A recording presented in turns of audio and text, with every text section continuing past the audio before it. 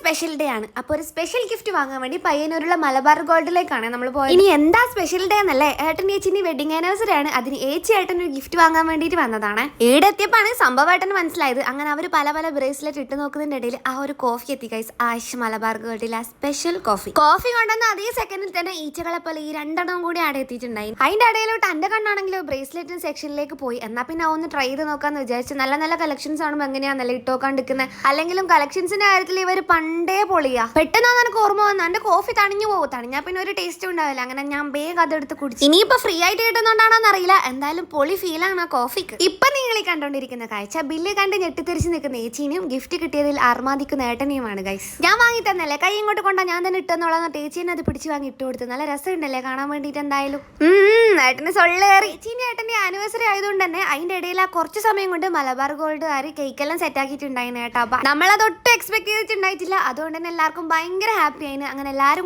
കൂടി നിന്നിട്ട് നമ്മൾ ആ കേക്കെല്ലാം കട്ട് ചെയ്ത് ഷെയർ ചെയ്ത് കഴിച്ച് ഏട്ടന് സർപ്രൈസ് കൊടുക്കാൻ പോയാൽ നമുക്ക് തിരിച്ച് ഇങ്ങോട്ടേക്ക് സർപ്രൈസ് തന്നതിന് മലബാർ ഗോൾഡിന്റെ ഓൾ ടീമിന് ഒരു വലിയ താങ്ക് യു. സബ്സ്ക്രൈബ് ചെയ്ത് ഒപ്പരം കുടിക്കോ. ബാക്കി വീഡിയോസ് നമുക്ക് ബാക്കിലേക്ക് കാണാം. ബൈ.